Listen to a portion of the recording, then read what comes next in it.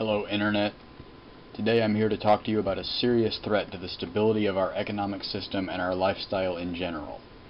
It is the brain bubble, a systemic miscalculation of how society's resources should be allocated to education. To understand the severity of the threat posed by the brain bubble, we must first explore the basic misunderstandings of economics from which the whole problem stems. The economy is simply the word economists use to describe the aggregate of all the things that people do with their capital. Capital is anything that exists through time and has value. Land and machines are good examples of capital. With capital, people can perform activities that produce valuable output. For example, with land and machines, a company can maintain a manufacturing plant that produces stuffed animals or food products to sell. The decision to allocate some capital, also called resources, to a particular economic activity is called investment. At any given time, there is only a certain amount of capital in the world, so society must be wise in how it invests. The world should not, for example, use half of all its factories to make stuffed elephants if only 5% of people actually want a stuffed elephant. The economy needs a system by which people can decide whether to invest their capital in a particular venture or not. Fortunately, such a system exists in the form of interest rates. Money represents capital, in the sense that it can be traded for capital and vice versa. Loans of money, therefore, are an investment by the lender in whatever the venture for which the loan is made. In a free market, interest rates on loans will tend to equal the average expected return value for investments in general. If a company borrows money to perform an activity, and that activity has a return that is greater than the interest rate, the company will pay off the loan and then expand. If instead the venture returns less than the overall interest rate, the company will have to close its operations in order to repay the loan. Suppose, for example, that I have imagined a better kind of soda than what is currently on the market. I think I can provide people with a beverage that tastes better than Coke or Pepsi and costs less. An investor can make me a loan with which I can build a factory and start marketing my product. If I'm right and people want what I'm selling, then my sales will spread rapidly through the soda market and I will turn a large profit.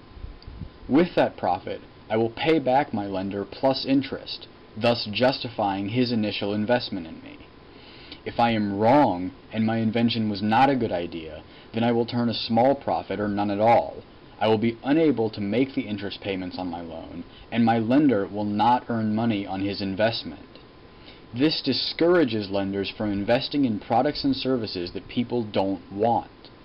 This is the policy by which capital is invested in useful ventures. Your actions are also business ventures. People can invest in you.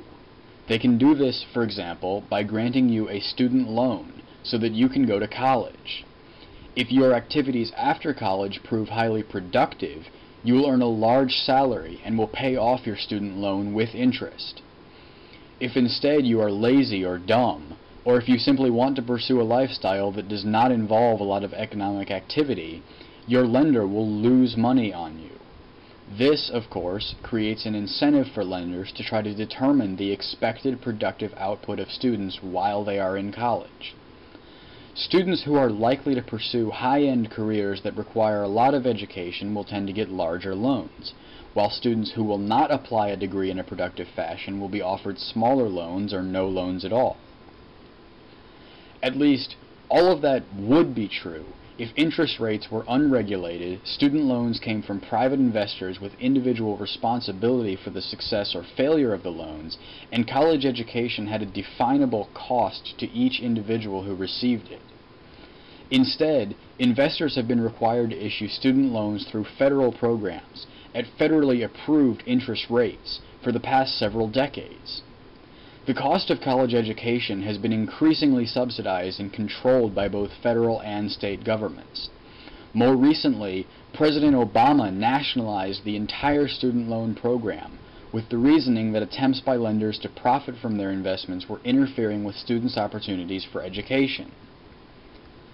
The result of all this is that the discriminating factor in investing, the need for investors to profit on their investments has been totally removed from the equation of who gets a student loan and how much they get. Student loans are no more or less likely to go to students that will actually make use of them and be able to pay them back than to students who have no future in higher education and have no ability to repay their loans at all. That would be fine if society had an infinite amount of educational resources to allocate to whomever the government pleased. However, resources are finite, and every dollar that is spent educating someone who will not work to pay back his loans is a dollar that could have been spent educating a more productive citizen or building a factory to produce food to end world hunger. The progressives will tell you that investment in education almost always has a positive economic return. That is emphatically not true. Hundreds of thousands of students with federal loans cannot pay them back. And the problem is so widespread that Obama already has plans to bail out the student loans and nullify the debt. Even if it were true that education always produces positive returns on investments, that is still a construct of a government-regulated, artificially low interest rate which ignores the opportunity costs associated with investment. By forcing interest rates to be lower than the free market would naturally make them, the federal government has made it profitable to invest in students whose activities after graduation do not economically justify the initial investment. By removing the need to allocate resources to education in precisely so far as it is efficient to do so and no farther, the federal government has created a brain bubble. Loads of people are going to college, no matter how much it costs, and no matter whether they actually care about their degree or have any plans to enter a specialized career after graduation. Students who don't need a college degree can get federal loans, and if they don't ever make enough money to justify those loans, they will be absolved of all debt under Obama's new plan. The cost of college has soared exponentially above the rate of inflation over the past several decades. Every time book prices, tuition, and boarding costs go up, the federal government has responded by subsidizing higher education even more heavily, enforcing stricter regulation on lenders and lowering interest rates. These policies are promoted as being necessary to allow people to continue to get a good education in spite of rising costs. The entire strategy has never worked, not even a little bit. At every turn, the government has tried to curb rising costs by subsidizing even further, removing even more of the ever-dwindling incentive to allocate resources efficiently.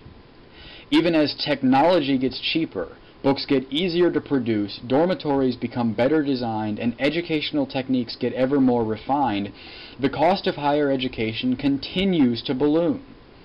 In all of the government's attempted analysis of this situation, the one question that is never asked is, why are costs going up? They are going up, plain and simple, because the interest rate information, the driving need to supply education to those who will make use of it and not to others, has been destroyed. It has been destroyed by the very same policies that were meant to make education accessible to everyone.